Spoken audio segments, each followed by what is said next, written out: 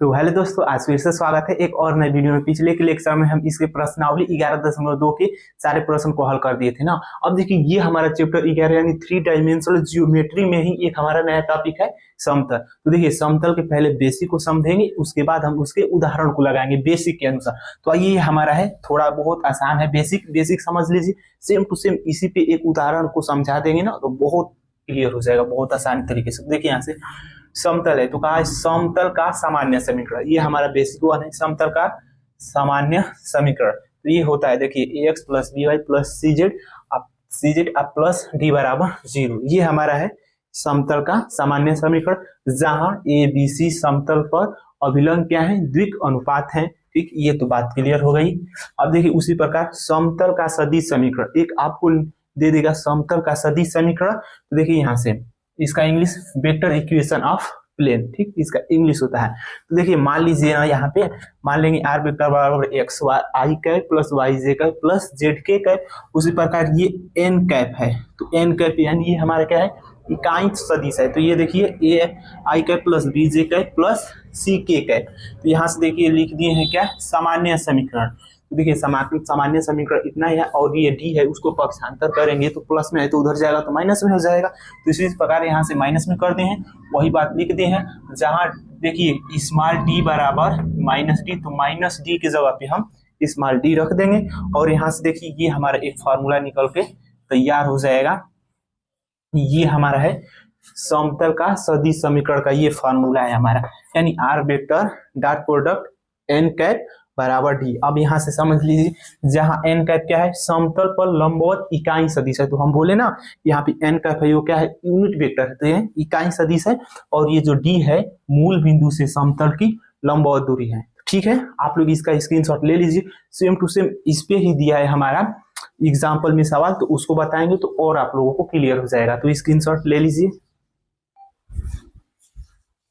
अब देखिए हमारा एग्जाम्पल नंबर जो 13 है ना, सेम टू सेम उसी बेसिस पे है। तो आइए समझिए, ये पहले सवाल में कहा क्या है, कहा है उस समतल का सदिश समीकरण ज्ञात कीजिए जो मूल बिंदु से 6/√29 की दूरी, तो दूरी यानी डी का मान दे दिया है पर है, और मूल बिंदु से इसका अभिलंब सदिश 2i का माइनस 3j का प्लस 4k कैप है। तो अब देखिए सब जो बातें उसमें पूछा है सब नोट करते जाइए। तो देखिए समतल का सदिश समीकरण हमको ज्ञात करना है, इसका सदिश समीकरण। तो अब आप लोगों को ये याद रखते हुए चलना है कि समतल का सदिश समीकरण का फार्मूला कौन सा है। तो देखिए मैं बेसिक में बताया हूं कि r vector dot product n cap बराबर डी, ये है हमारा समतल का सदिश समीकरण। ये तो बात हो गया। और आगे चलिए, कहा है जो मूल बिंदु से 6/√29 की दूरी पर है, तो यानी दूरी कर दे तो उसका डी का मान है। तो यहाँ से डी का मान है 6 यहाँ से √29 हो जाएगा। ठीक, और कहा आगे पढ़ेंगे, और मूल बिंदु से इसका अभिलंब सदिश, तो अभिलंब सदिश का मतलब ये एन वेक्टर का मान दे दिया है। तो यहाँ से एन वेक्टर का मान हो जाएगा 2i कैप माइनस का 3j कैप प्लस का यहाँ से 4k कैप। अब देखिए सारी बात हमने नोट कर दी, लेकिन यहाँ पे क्या है, एन वेक्टर हमको इस सदिश समीकरण में क्या मांग रहा है, एन कैप। तो एन कैप हम निकालेंगे क्योंकि देखिए वेक्टर अलजेब्रा में मैं बता दिया हूं कि कैसे यूनिट वेक्टर निकाला जाता है। तो देखिए इसका फार्मूला होता है यूनिट वेक्टर निकालने का, ये एन कैप रहेगा। तो एन वेक्टर, अब यहाँ से इसका एन वेक्टर का क्या हो जाएगा, परिमाण, इसका मान निकाल के उसमें रख देंगे तो हमारा निकल के आ जाएगा। तो एन वेक्टर का मान तो यहाँ से दिया ही है, यहाँ से ले लेंगे, लेकिन अब इसका हमको क्या निकालना है, परिमाण। तो परिमाण निकालेंगे तो यहाँ से एन वेक्टर का परिमाण निकालेंगे तो ये रूट में हो जाएगा आई कैप का गुणांक का स्क्वायर यानी 2 का स्क्वायर प्लस जे कैप के गुणांक का स्क्वायर यानी -3 का स्क्वायर प्लस के कैप के गुणांक का स्क्वायर, तो यह 4 का स्क्वायर हो जाएगा। यहाँ से 4 का स्क्वायर। अब यहाँ से करेंगे तो हो जाएगा 2 दूनी 4 तितली के 9, ये हमारा 16 हो जाएगा। तो देखिए यहाँ से 16 4 20, ये 29, तो इसका मान क्या आ जाएगा, √29। सब निकल के आ गया। अब यहाँ से लिखेंगे अतः अभीष्ट समतल, देखिए समतल का सदिश समीकरण, समतल का सदिश समीकरण, क्योंकि यही तो हमको सवाल में पूछा है, सदिश समीकरण। तो वो फार्मूले के नीचे लिख देंगे यहाँ से r vector dot n cap बराबर ये हमारा हो जाएगा डी। अब इसका मान निकाले हैं तो इस फार्मूले में रख देंगे, तो यहाँ से इसका मान देखिए एन कैप का निकल के आ जाएगा 2i कैप माइनस का 3j कैप प्लस का यहाँ से 4k कैप हो जाएगा। इस फार्मूले में हम रख रहे हैं और इसका परिमाण निकाले हैं तो क्या है √29, तो यहाँ से हो जाएगा √29।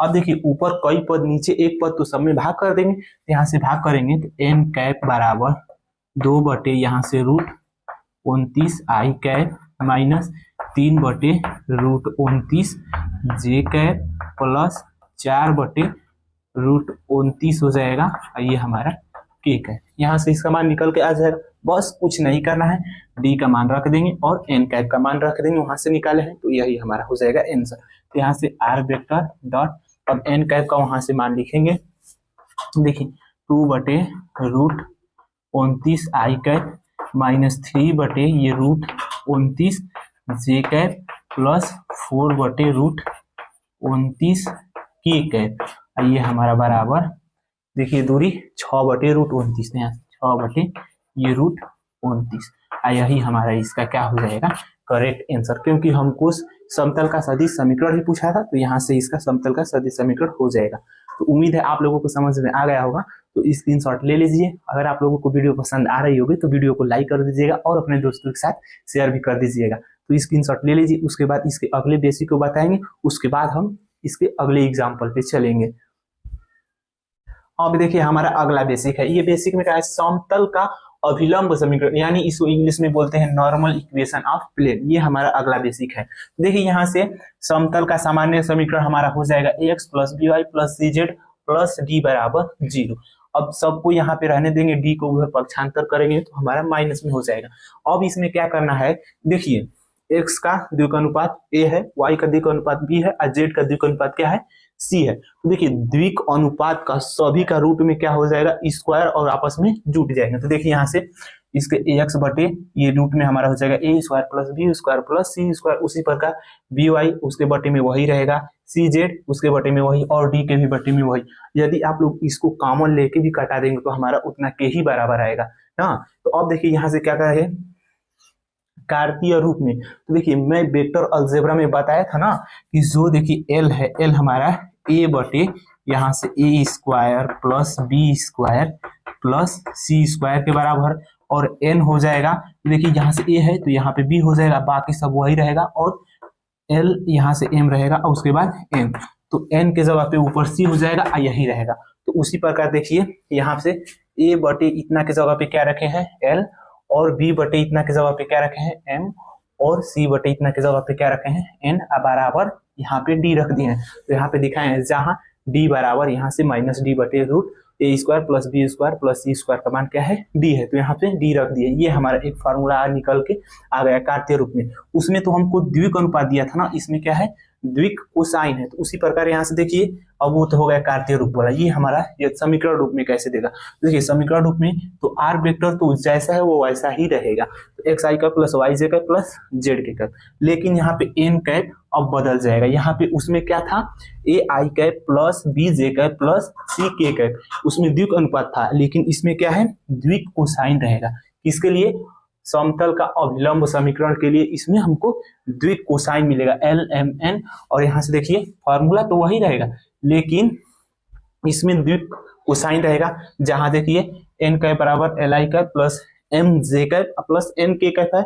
उसी प्रकार इसको इस रूप में हम लिख सकते हैं कैसे, तो देखिए यहाँ से इतना को सबको है तो इन तीनों का एलसीएम लेगा तो हमारा root a square plus b square plus c square होगा और उसके ऊपर हो जाएगा a x plus b y plus c z. तो वही बात यहाँ पे लिख दिए हैं कि एन का मान इतना के ही बराबर होगा। तो ठीक है, आप लोग स्क्रीनशॉट ले लीजिए, इसके बाद इसके एग्जाम्पल को समझाएंगे ना तो और क्लियर हो जाएगा। तो आप लोग स्क्रीनशॉट ले लीजिए। ये देखिए हमारा एग्जाम्पल नंबर 14 है। देखिए ये हमारा सेम टू सेम उसी बेसिक पे है जो मैं पीछे का बताया हूँ बेसिक। देखिए ये का है समतल r vector dot 6i cap plus 3j cap minus का 2k कैप प्लस 1 बराबर 0 पर मूल बिंदु से डाले गए लंब इकाई सदिश का हमको क्या ज्ञात करना है द्विक कोसाइन ज्ञात करना है ना। तो यहाँ से क्या करेंगे, यहाँ से पहले लिख लेते हैं हल। ह लिख लेंगे। अब यहाँ पे लिख दीजिएगा दिया है, तो हमको क्या दिया है, समतल का समीकरण दिया है, तो यहाँ से लिखेंगे समतल का समीकरण। यहाँ से समतल का समीकरण, तो आर वेक्टर डॉट यहाँ से हो जाएगा 6i cap plus 3j cap और माइनस का 2 यहाँ से k कैप, और ये हो जाएगा प्लस का 1 बराबर 0। ठीक, इतना हो जाएगा। अब ये जो 1 है हमारा इस दूरी का मान है, तो उसको उधर पक्षांतर करेंगे, तो r vector dot 6i cap plus 3j cap और माइनस का 2k कैप। अब उसको पक्षांतर करेंगे तो इधर माइनस का 1 हो जाएगा। तो देखिए यहाँ से ये हमारा किसका मान है, n का मान है, n वेक्टर का मान है। तो n वेक्टर का मान हमको दिया है, लेकिन यहाँ पे हम उस फार्मूले में क्या लिखवाए थे, r vector dot n cap बराबर d। n कैप के भी बराबर हम क्या लिखवाए थे यहाँ से, तो देखिए n कैप के भी बराबर लिखवाए थे ai cap plus bj cap plus यहाँ से c k कैप। इसके बटे में जो जो इसके द्विक अनुपात है उन सबका रूट में स्क्वायर होकर वो आपस में जुट जाएंगे। तो यहाँ से a square plus b square plus c square, ये हम n कैप के बराबर लिखवाए थे। देखिए ऊपर कई पद नीचे एक पद सब में भाग कर देंगे, तो यहाँ से n कैप बराबर a बटे ये हो जाएगा हमारा रूट में a square plus b square plus c square i cap plus b बटे ये रूट में हो जाएगा a square plus b square plus c square j cap plus c बटे ये हो जाएगा हमारे रूट में a square plus b square plus c square, यहाँ से हो जाएगा k कैप। ठीक, तो n कैप के बराबर हमको इतना मान रखना है। तो देखिए हमारा ऊपर तो ai कैप का मान दे ही दिया है, लेकिन इन सब के द्विक अनुपात का स्क्वायर करके ये रूट में आपस में जोड़ देंगे। तो पहले उसका मान निकालते हैं, तो यहाँ से हो जाएगा, देखिए यहाँ से हमारा हो जाएगा, देखिए ये हमारा क्या है 6a का मान, ये b का मान, ये c का मान, देखिए उसके अनुसार तो निकालेंगे तो हो जाएगा रूट। देखिए यहाँ से रूट बना लेंगे, 6 का स्क्वायर 36 प्लस 3 का स्क्वायर 9 प्लस माइनस 2 का स्क्वायर 4। तो देखिए 36 4 40 और 40 9 49, यानी 49, और रूट 49 का मान क्या होता है 7। यानी इन सब के बटे में क्या कर देंगे, 7 का भाग कर देंगे। तो यहाँ से हो जाएगा हमारा, देखिए r vector dot 6/7 i cap plus 3/7 j cap minus 2/7 k cap और माइनस 1/7। ठीक, अब क्या करेंगे, इसकी तुलना, यहाँ से इसकी तुलना आर वेक्टर प्लस, सॉरी यहाँ पे डॉट है, dot l i cap plus m j cap plus n k cap बराबर डी से करने पर। ठीक, देखिए यही फार्मूला में मैं लिखवाया था ना, इसकी तुलना उससे करेंगे। तो देखिए यहाँ से एल का मान निकल के आ जाएगा 6/7 और एम का मान निकल के आ जाएगा 3/7 और एन का मान निकल के आ जाएगा माइनस का क्या 2/7, इतना निकल के आ जाएगा। तो अब कुछ नहीं करना, यहाँ से लिख दीजिएगा अतः एन कैप के द्विक कोसाइन, एन कैप के द्विक कोसाइन यहाँ पे ऐसे हो जाएगा 6/7 कामा 3/7, यहाँ से कामा माइनस का 2/7, यही हमारा हो जाएगा इसका करेक्ट आंसर, क्योंकि हमको इसका द्विक कोसाइन ही पूछा था। तो उम्मीद है आप लोगों को समझ में आ गया होगा। तो स्क्रीनशॉट ले लीजिए, उसके बाद एक और हमारा एग्जाम्पल है उसको भी हम बता देते हैं। अब देखिए हमारा एग्जाम्पल नंबर 15 है। ये देखिए इसमें कहा है समतल 2x - 3y प्लस 4z - 6 बराबर 0 की मूल बिंदु से क्या ज्ञात करना है, दूरी ज्ञात करना है। तो हमको यहाँ से b का मान ज्ञात करना है। तो यहाँ से लिखते हैं हल लिखने के बाद यहाँ से लिख दीजिए समतल का समीकरण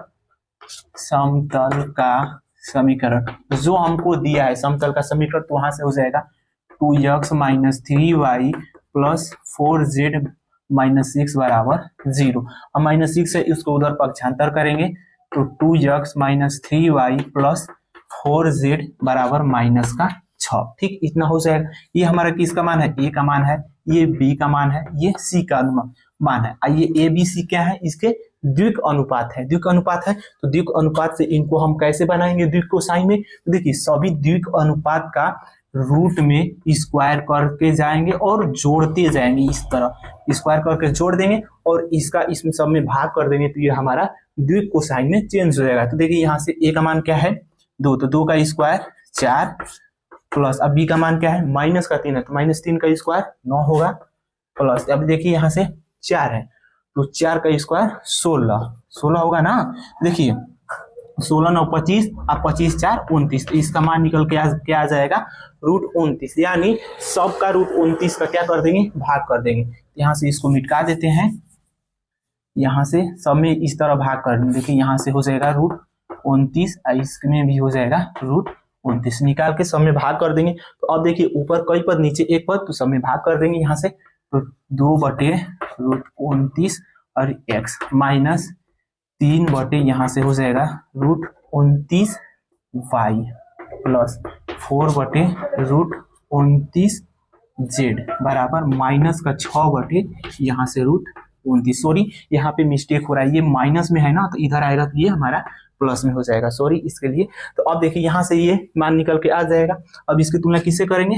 इसकी तुलना कार्तीय रूप में मैं फार्मूला लिखवाया था इसके बेसिक में लास्ट में, इसकी तुलना LX plus MY plus NZ बराबर D से करने पर, ठीक, इसकी तुलना इससे कर देंगे। तो हमको इन सब से मतलब नहीं है, क्योंकि हमको सवाल में क्या पूछा है मूल बिंदु से हमको इसकी दूरी ज्ञात करना है, तो यही ना हमका इसके दूरी का है। तो यहाँ से हो जाएगा तुलना करेंगे तो D बराबर 6 यहाँ से √29, यही हमारा हो जाएगा करेक्ट आंसर। तो उम्मीद है आप लोगों को समझ में आ गया होगा। यहाँ पे थोड़ा मिस्टेक हो रहा था तो उसके लिए सॉरी। तो आप लोग स्क्रीनशॉट ले लीजिए। तो बस आज के लिए इतना ही रहने देते हैं। तो अगर आप लोगों को ये वीडियो पसंद आई हो तो वीडियो को लाइक करें और अपने दोस्तों के साथ इस वीडियो को ज़्यादा से ज़्यादा शेयर करें, ताकि उनको भी मदद मिल सके और पेपर में अच्छे अंक प्राप्त कर सके। तो मिलते हैं अगले वीडियो में, तब तक के लिए जय हिंद जय भारत।